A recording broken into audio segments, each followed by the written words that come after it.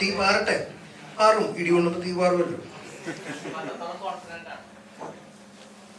ഞാൻ കുറച്ച് സീനുകളേ ഉള്ളൂ. അപ്പം ഇതിൻ്റെ ഒരു ബേസിക് ത്രെഡിൻ്റെ അതിൻ്റെ ഒരു ക്ലൈമാക്സും ഞാൻ കണ്ടു.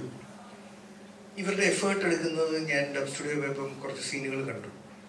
ഇതൊക്കെ എനിക്ക് ടിക്കറ്റ് എടുക്കാൻ നാച്ചുറലി തോന്നിപ്പിക്കുന്ന ഘടകങ്ങളാണ് എന്നെ കാണാൻ. അപ്പം നാച്ചുറലി എന്നെ പോലത്തെ കുറച്ചധികം ആൾക്കാരുണ്ടാവുമല്ലോ, അവർക്കൊക്കെ തോന്നും. ഈ കൂടെ ഇറങ്ങുന്ന 2 പടങ്ങൾ പറഞ്ഞു. അപ്പം ഈ പ്രൊമോഷൻ ലെവൽ നോക്കിയാൽ തന്നെ ബഹുദൂരം മുന്നിലാണ് നിങ്ങളുടെ ഈ ദാവീദിനെ കാട്ടി ബഹുദൂരം മുന്നിലാണ് റൊമാൻസും അല്ലെങ്കിൽ ഭയങ്കര അവർ ഒരുപാട് കോളേജ് വിസിറ്റ് കാര്യങ്ങളൊക്കെ ചെയ്തിട്ടുണ്ട്.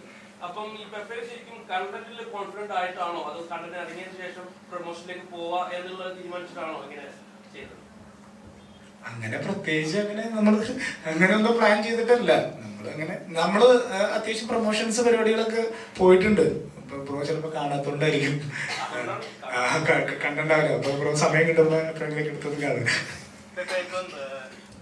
ഉണ്ണിമൂന്തൻ കഴിഞ്ഞ ദിവസം ഒരു ഇന്റർവ്യൂവിൽ പറഞ്ഞിട്ടുണ്ടായിരുന്നു, അതായത് ഒരു ആക്ഷൻ പടത്തിൽ, അതായത് ഉണ്ണിമൂന്തൻ തന്നെ ഈ മാർക്കോയ്ക്ക് വേണ്ട രീതിയിൽ മാർക്കറ്റിംഗ് ഒന്നും ചെയ്തില്ല. കാരണം ഒരു ആക്ഷൻ പടത്തിന് അത്രത്തോളം മാർക്കറ്റിംഗ് ചെയ്യാതെ തന്നെ ഒരു വൈഡ് ഓഡിയൻസിലേക്ക് എത്താനുള്ള സാധ്യതകളുണ്ട്. അപ്പൊ അത്തരത്തിൽ ദാവീദും അത്തരത്തിലൊരു വൈഡ് ഓഡിയൻസിലേക്ക് റീച്ച് ആവുമെന്നുള്ളൊരു കോൺഫിഡൻസ് ഉണ്ട്, നല്ല പ്രതീക്ഷയുണ്ട്. പിന്നെ ഇതൊരു പക്ക ഒരു ആക്ഷൻ അല്ലെങ്കിൽ ഒരു വയലൻസ് അല്ലെങ്കിൽ ഒരു പക്ക ഇടിപ്പടമല്ല ദാവീദ്. ദാവീദ് എന്ന് പറഞ്ഞാൽ ഞാൻ നേരത്തെ പറഞ്ഞ കാര്യം, ഭയങ്കര ഒരു ഫാമിലി എന്റർടൈനർ പ്ലസ് ബോക്സിങ് അല്ലെങ്കിൽ സ്പോർട്സ് മൂവി, അങ്ങനത്തെ ഒരു കാറ്റഗറിയിൽ വരുന്ന ഒരു സിനിമയാണ്. അങ്ങനത്തെ ഒരു സിനിമ ഇറങ്ങിയിട്ട് കുറച്ച് നാളായി, നമ്മുടെ കേരളത്തിൽ ഇറങ്ങിയിട്ട് കുറച്ച് നാളായി. അപ്പൊ അതിലാണ്, ഈ സ്ക്രിപ്റ്റിലാണ് എനിക്ക് ഉള്ള കോൺഫിഡൻസ്. അവർ അത്യാവശ്യം നല്ല രീതിയിൽ തന്നെ അവർ മേക്ക് ചെയ്തെന്നാണ് എൻ്റെ പ്രതീക്ഷ പോലെ സംഭവിക്കട്ടെ, നല്ലൊരു സിനിമയാവട്ടെ. ഫസ്റ്റ് പടം തൊട്ട് നോക്കിക്കഴിഞ്ഞാൽ ആക്ഷൻ നന്നായിട്ട് ചെയ്യാൻ കഴിയുമെന്ന് പ്രൂവ് ചെയ്ത ആളാണ്. അതിനുശേഷം ഒരുപാട് ആക്ഷൻ സിനിമകൾ ചെയ്തിട്ടുണ്ട്. അപ്പോൾ ഓരോ സിനിമകൾ ഓരോ എക്സ്പീരിയൻസ് ആണ്. ഇത്ര എക്സ്പീരിയൻസ് ഉള്ള ആള് ഈ ദാവീദിലേക്ക് വരുമ്പോൾ അത് എത്രത്തോളം ഹെൽപ്പ് ചെയ്തിട്ടുണ്ട്?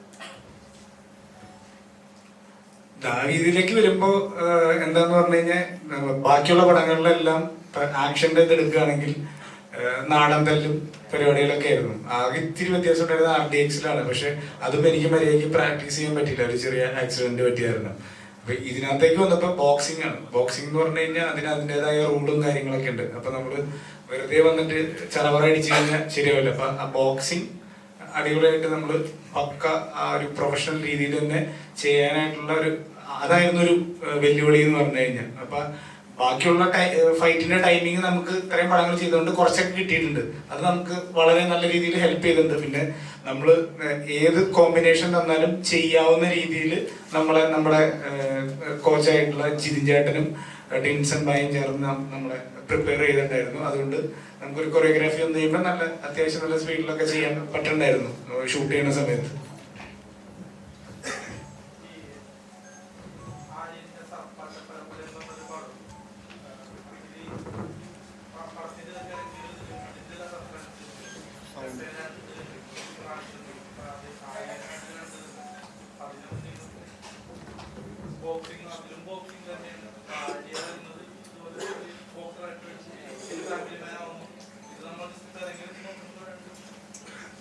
ഇന്ത്യയിലെ ഏറ്റവും മികച്ച ബോക്സിംഗ് പടമാണ് സർപ്പാട്ട പരമ്പര. തീർച്ചയായിട്ടും ഇൻഫ്ലുവൻസ് ഉണ്ടാവുമല്ലോ. ഞാനത് കണ്ടിട്ടായിരിക്കില്ല പ്യുവർ റെഫറൻസ് പിടിക്കാൻ പറ്റില്ലല്ലോ, കാരണം എല്ലാവരും കോമൺലി കണ്ടിട്ടുണ്ട്, കുറച്ച് ട്വീക്ക് ചെയ്തിട്ടുണ്ട്. എന്നാലും അതിന്റെ കോൺസെപ്റ്റ് ഓഫ് ദാവീദ് ഐഡിയ ഈസ് ജെനുവിൻ. ദാവീദിന്റെ ഐഡിയ ഭയങ്കര ഫ്രഷ് ആയിരുന്നു. അതാണ് എനിക്കും ഞങ്ങൾക്കൊക്കെ പ്രൊഡ്യൂസേഴ്സിനെയൊക്കെ കിട്ടിയത്. അപ്പൊ ആ ഐഡിയ ഭയങ്കര ഫ്രഷ് ആണ്. പിന്നെ അതിലേക്ക് ഒരു കഥ പറഞ്ഞു വരുമ്പോൾ ഉണ്ടാവുന്ന ചെറിയ ചെറിയ റെഫറൻസുകൾ, ഒരുപാട് റെഫറൻസ് അങ്ങനെ ഇല്ല. ആ സിനിമ ഡിഫറെന്റ് തന്നെയാണ് നമ്മളിൽ നിന്നും പൂർണ്ണമായിട്ടും. ബ്രോ നേരത്തെ ചോദിച്ചൊരു ചോദ്യത്തില് ശരിക്കും ഞങ്ങളുടെ കാരണവരിവിടെ ഇല്ല, കുട്ടേട്ടൻ. അപ്പൊ കുട്ടേട്ടൻ ഇതിൽ അവതരിപ്പിക്കുന്ന കഥാപാത്രം കോഴിക്കോടുള്ള പൂളാടിക്കുന്ന് എന്ന് പറഞ്ഞൊരു വില്ലേജ്, സ്പോർട്ട് ബോക്സിംഗ് വില്ലേജ് എന്നാണ് അതിനെ അറിയപ്പെടുന്നത്, പൂളാടിക്കുന്ന്. ഞാൻ ഇത് റിസർച്ച് ചെയ്യുന്ന സമയത്താണ് ഞങ്ങൾക്ക് മനസ്സിലായത് അങ്ങനത്തെ ഒരു ബോക്സിംഗ് വില്ലേജ് ഇവിടെ ഉണ്ട്, കേരളത്തിലുണ്ട്. അപ്പൊ അവിടെ 55 വർഷം ബോക്സിങ്ങിന് വേണ്ടിയിട്ട് സ്പെൻഡ് ചെയ്ത ഒരാളുണ്ട്, പുത്തലത്ത് രാഘവൻ എന്ന് പറഞ്ഞിട്ട്. ആളിപ്പോ മരിച്ചുപോയി. അപ്പൊ ആളുടെ കുറിച്ച് വായിച്ചപ്പോ ആളാണ് ആദ്യമായിട്ട് വനിതാ ബോക്സിംഗ് ഒക്കെ ഇൻട്രൊഡ്യൂസ് ചെയ്യുന്നത്. അപ്പൊ വിവാഹം പോലും കഴിച്ചിട്ടില്ല. അത് he spend his life for boxing. അപ്പോൾ കുറച്ചുകൂടെ ആളുകൾ അദ്ദേഹത്തെ കുറിച്ച് അറിയണമെന്നുണ്ടായിരുന്നു. അതുകൊണ്ടാണ് അദ്ദേഹത്തിന്റെ ഫാമിലിയുമായിട്ട് സംസാരിച്ച് റൈറ്റ്സ് വാങ്ങിയിട്ട് നമ്മൾ ആ കഥാപാത്രത്തെ ചെയ്തത്. പൂർണ്ണമായിട്ടും അദ്ദേഹത്തെ അല്ല പോർട്രേറ്റ് ചെയ്തിരിക്കുന്നത്, ഒരു 40% ആണ് നമ്മൾ എടുത്തിരിക്കുന്നത്. ആ കഥാപാത്രം അവതരിപ്പിച്ചിരിക്കുന്നത് കുട്ടേട്ടനാണ്. അപ്പൊ കുട്ടേട്ടനും ആന്റണിയും കൂടെ ഈ ഇടവേളകളിൽ ഒരു ആക്ടിങ് ക്ലാസ് നടത്താറുണ്ടായിരുന്നു. കുട്ടേട്ടൻ പറയുന്നു, ആന്റണി കേൾക്കുന്നു. അപ്പം ആ ആക്ടിങ് ക്ലാസ്സിനിടയിൽ ഞാൻ കേട്ടൊരു കാര്യമുണ്ട്. അപ്പൊ ആക്ഷൻ അഭിനയിച്ച് വലിപ്പിക്കാനാണ് ഏറ്റവും പാടെന്ന് കുട്ടേട്ടൻ പറഞ്ഞു. കാര്യം എന്താണെന്ന് വെച്ച് കഴിഞ്ഞാൽ ഇപ്പൊ എനിക്ക് ഒരാളെന്നെ ഇടിക്കുന്നു, ആ ഇടി കൊള്ളുന്നത് ഞാൻ ഭയങ്കര രസമായിട്ട് പെർഫോം ചെയ്താലേ, അല്ലെങ്കിൽ ഫീൽ ചെയ്ത് പെർഫോം ചെയ്താലേ പ്രേക്ഷകൻ അത് ഫീൽ ചെയ്യുള്ളൂ. അത് തിരിച്ച് നമ്മൾ ഇടിക്കുമ്പോൾ ഐഡിയട എന്ന് തോന്നത്തുള്ളൂ. അപ്പം ആക്ഷൻ പെർഫോം ചെയ്യാന്ന് പറഞ്ഞാൽ ഭയങ്കര ടാസ്ക്കാണ്. If Antony is good in action, അയാൾ ഗംഭീര നടനാണ്. അതാണ് സത്യം. ചേട്ടാ, ഇപ്പൊ സോഷ്യൽ മീഡിയയിൽ ഏറ്റവും കൂടുതൽ ട്രെൻഡിങ് ആയിട്ട്